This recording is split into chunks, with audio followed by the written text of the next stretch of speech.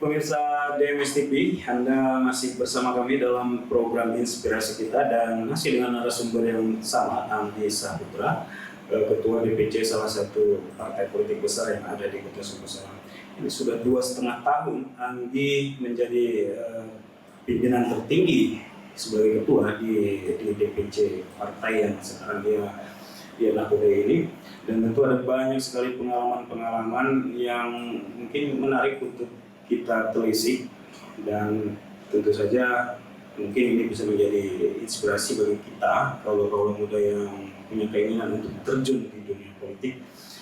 Dan mungkin langsung ke Anggi, ini mungkin bisa diceritakan pengalamannya bagaimana selama memimpin partai ini di Kota Sumbawa. Apa saja pengalaman yang menarik? Silakan Anggi. Kalau pengalaman yang menarik mungkin belum ada ya. Karena kita juga semenjak kita menjadi ketua itu, kita dihadapkan dengan kekalahan di pilkada. Jadi otomatis kita berseberangan jalan dengan pemerintah kota. Jadi kita masih menunggu harapan-harapan kita ke depan, bagaimana kita bisa membangun Kota Sumbawa dengan baik. Kalau pengalaman yang baik seperti saya bilang tadi sepertinya belum ada. Kita masih berada di zona yang agak di bawah, perjuangan masih berjuang. Kalau gitu saya tarik sedikit ke belakang, ini mungkin ada cerita menarik dalam proses karena biasanya seperti yang kita juga saksikan di pemilihan ketua partai, baik partai nasional, partai lokal dan lain sebagainya, itu selalu ada cerita menarik di dalam proses pemilihannya. Beberapa tokoh partai yang kemudian anaknya itu juga terpilih menjadi ketua partai, tak jarang ada kemudian stigma negatif seolah-olah itu kita tahu, saya sebut nama ya tokoh itu, tapi ya itu banyak terjadi dan kita semua tahu. Yang kemudian itu disebutkan bahwa jabatan ketua ini adalah penyerahan dari orang tua ke anak. Nah, kita tahu juga Anggi dulu orang tuanya petinggi di partai ini. Dan bagaimana Anggi menjawab soal itu? Apakah menurut Anggi ini memang murni perjuangannya Anggi atau bagaimana? Silakan Anggi. Jadi di sini saya klarifikasi sedikit, ini sekalian juga untuk masyarakat. Nah, ketika di tahun 2019 itu posisi ketua DPC PDI Perjuangan di Kota Sumbawa itu kosong setelah pemilihan legislatif, pemilu. Jadi ada kesempatan untuk mengambil ketua dengan cara asesmen di Hotel Polonia Medan pada saat itu. Jadi konsepnya itu 3 orang dari internal partai dan 3 orang dari eksternal partai. Berarti 6 untuk mengambil jabatan 3 KSB, Ketua Sekretaris Bendahara. Nah, saya yang dulu posisinya Sekretaris DPC, secara otomatis nama saya masuk lagi ke bursa pencalonan. Tapi dengan catatan yang 6 orang ini itu diadu untuk mengambil yang 3 ini, Ketua Sekretaris Bendahara. Kita diadu di Hotel Polonia Medan itu, kita diinterview, di psikologi, semua kita dari Dr. Christine dari Amerika Serikat langsung yang ngetes kita. Dan alhamdulillah saya mendapatkan nilai terbaik dari yang 6 ini, dari 6 peserta. Jadi nilai terbaik itu langsung otomatis ditaruh posisi di ketua. Nomor 2 jadi sekretaris, nomor 3 jadi bendahara. Seperti itu kurang lebih. Oh, berarti proses pemilihannya itu tidak seperti gambaran kita ya, proses voting dan sebagainya, tidak ya? Oh, tidak. Tapi berbeda ya? Berbeda. Kalau dari sisi usia sendiri, 6 calon ini memang Anggi yang termuda saya pikir. Memang saya yang termuda. Kemudian apa pertimbangannya kemudian meletakkan Anggi dalam jabatan ketua DPC? Karena yang kita ketahui jabatan ketua DPC ini kan krusial gitu ya, terutama untuk daerah-daerah tingkat 2 seperti kita. Kadang ketika partai yang mampu mendulang suara yang banyak itu menjadi penentu siapa yang kemudian menjadi bupati atau wali kalau di tempat kita ya. Apa pertimbangan para penyeleksi ini kemudian memilih Anggi sebagai ketua DPC di Kota Sebul Salam, padahal saat itu Anggi berusia 27 tahun.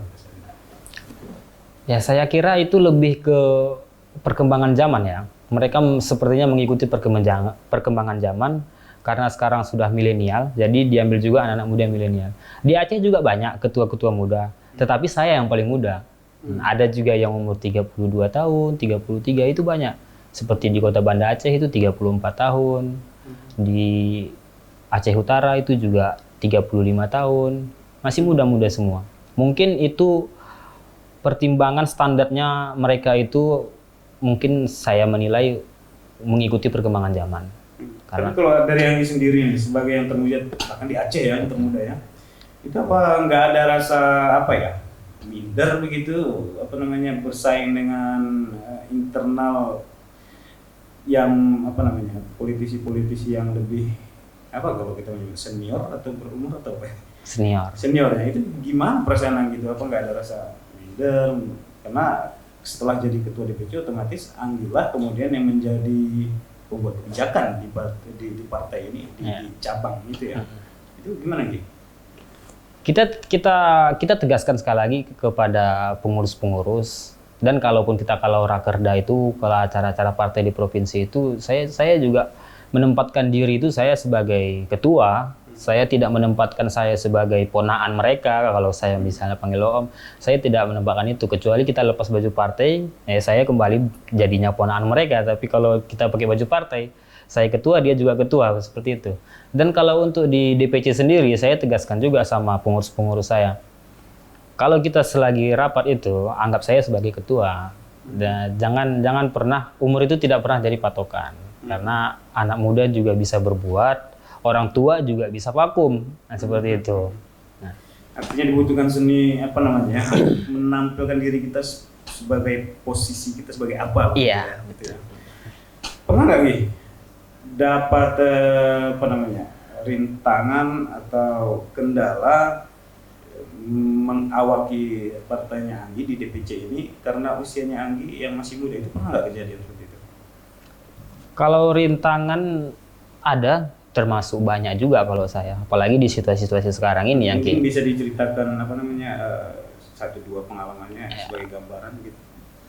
Ini saya tidak sebut sosok, tidak sebut nama, tapi kalau dari eksternal, dari luar tubuh partai itu banyak juga pihak-pihak politisi-politisi di Sebul Salam ini yang mencoba menjatuhkan saya, itu ada juga. Tapi dari dalam pengurus juga ada yang coba menjatuhkan saya, tapi itu cepat kita tahu, jadi cepat kita counter, malahan dia yang kita keluarin. Jadi kalau rintangan-rintangan itu seperti itu banyak, apalagi saya muda, jadi mereka itu banyak yang memandang sebelah mata dengan saya. Tapi saya tidak ambil pusing, toh juga tanda tangan saya yang lebih berlaku daripada mereka. Itu memang apa ya, umum itu jamak terjadi di mana-mana ketika apalagi di dunia politik ya, politisi senior merasa dia punya kemampuan lebih dibanding yang muda. Nah kalau Anggi sendiri gimana kemudian menata apa ya, suasana batin Anggi ketika dipandang sebelah mata begitu oleh politisi-politisi yang mungkin sudah lebih tua, lebih senior, yang sudah duluan terjun ke dunia itu. Di mata Anggi bagaimana itu untuk menata suasana itu, suasana batin itu? Saya lebih ke merasa saya ini nggak punya beban. Saya mendapatkan posisi ketua ini tanpa keluar uang 1.000 pun, seperti itu. Jadi saya nggak punya beban. Nah, kalaupun para pihak-pihak yang pengen menjatuhkan saya itu berhasil, saya juga toh nggak ada rugi apa-apa, cuman rugi jabatan. Tapi sekali lagi saya ingatkan bahwasanya saya ini ditunjuk bukan dipilih. Nah, kalau dipilih itu kan bisa dikudeta. Kalau ditunjuk itu saya dipercaya. Nah, dan terlebih kalau dia di Partai PDI Perjuangan, saya bukan mengkampanye ini, mohon maaf, karena belum waktunya ya. Terlebih kalau di Partai PDI Perjuangan itu kaderisasinya kuat. Jadi kalau Anda berbicara uang daripada pertemanan, kalau di PDIP itu pertemanan nomor 1. Jadi kalau ya maaf kata saya nggak sebut partai lain, kalau di partai lain mungkin ada uang, ini si kawan jatuh. Kalau di partai PDI Perjuangan, insya Allah selesai masa jabatan saya, ayo tarung lagi kita rebut gitu. Ya, pemirsa DMS TV, berbicara masalah politik tentu saja kita berbicara masalah upaya mendulang suara. Nah, sebagai sosok muda yang masih berusia saat ini 29 tahun dia, Ya. tentu dia punya gaya yang berbeda dengan sosok-sosok politisi senior, dan kita nanti akan mengulik lebih jauh apa trik-trik dia untuk berupaya mendulang suara di tengah kondisi masyarakat Sumber Salam yang bervariasi agama, suku, dan lain sebagainya. Nantikan kami di segmen ketiga.